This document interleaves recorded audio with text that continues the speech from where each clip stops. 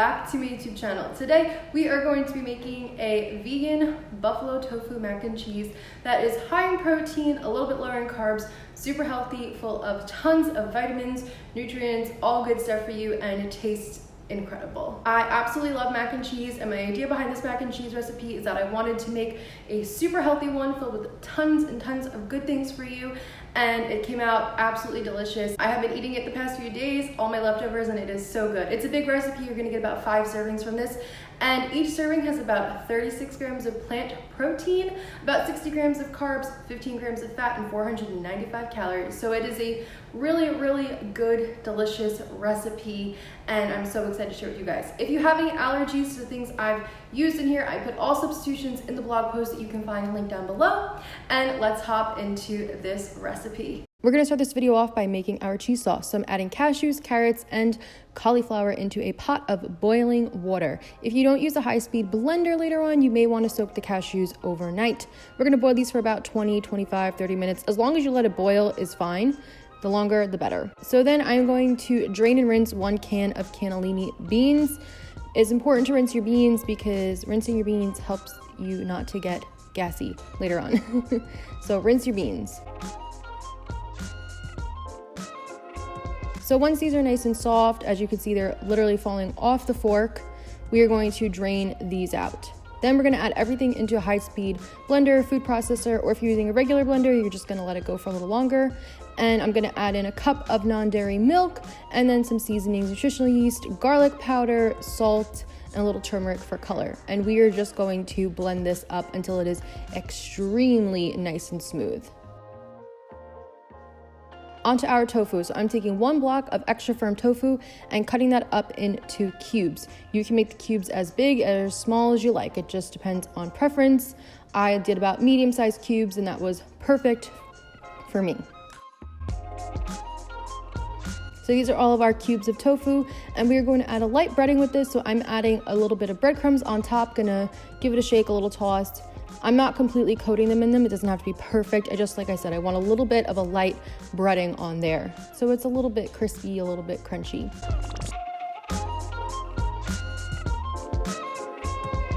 So once I felt like my tofu was coated enough, I'm just going to place the cubes on a baking sheet lined with parchment paper, and we are going to bake these at 450 Fahrenheit for about 25 minutes until they are super golden and crispy. When they come out of the oven, they're gonna look something like this, and the breadcrumbs get baked on there, and it's super easy to do this and really delicious. It's one of my favorite ways to make tofu.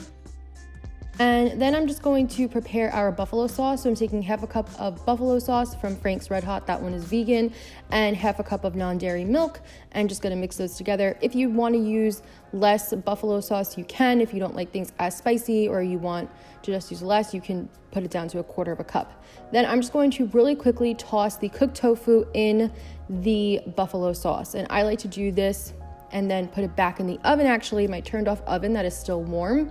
And it just kind of bakes the hot sauce into the breadcrumbs, and it's really good. You don't have to do that if you don't want to. You can just leave it out and let it stay wet looking, but I like to throw it back in the oven. That is off. It's completely off. It's just still warm. So do whatever you like, but that's what I like to do. And the leftover stuff, we're gonna add some to the cheese sauce and drizzle some on top, so don't throw that out. Finally, let's talk about our pasta. I'm using the Banza chickpea pasta. This is a great alternative to regular pasta. Use whatever pasta you like, but if you change the pasta, you're going to change the macros on this recipe. And I'm going to add that into boiling water and cook it just like regular pasta. I have found with chickpea pasta, it is better to cook it for longer and also rinse it after you strain it. Now let's add on that cheese sauce. Oh, the best part, look at how good this looks. I added all the cheese sauce on there and just mix it on up. Oh my goodness, it looks so good. It's making me want to sing. It's just amazing. I loved this recipe. The cheese sauce is just great. So then I'm gonna add in some of that buffalo sauce left over, mix it in there, and I leave some for drizzling on top, for aesthetic purposes. And just look at how creamy this is and gooey and amazing. If you're allergic to nuts, you can just use more beans. You don't have to use the cashews, but it's so good. It's really, really good.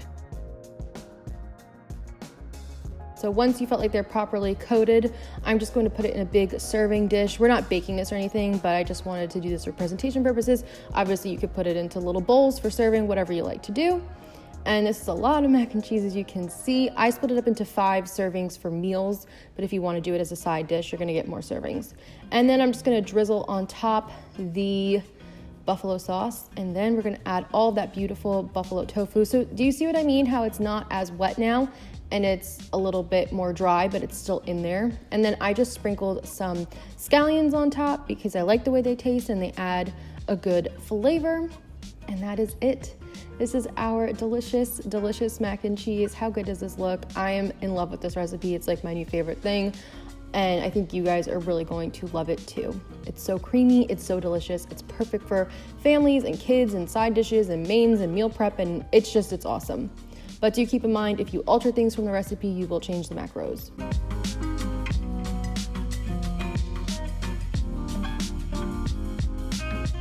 Alright guys, and that was our recipe. I really hope you enjoyed it. As always, the full recipe is down below. There is a link, first link you can click on in the description box to my blog. In the blog post, there is the full right now recipe. There's a PDF printable recipe. You can save it to Pinterest. You can do whatever you want from the blog post. If you just want the ingredients listed out, they're listed out down in the description box right there for you when you hit open more or read more, whatever it says. If you try this, let me know how it goes. Comment down below, let me know. Send me an Instagram message, tag me on Instagram story, Instagram post, whatever. I just love to know how things go in your guys' kitchen, good or bad. And if you like my videos, you already know, like, comment, subscribe, all that good stuff. Helps the channel out. Thank you so much for watching, and I will see you on next Thursday with another recipe. Bye.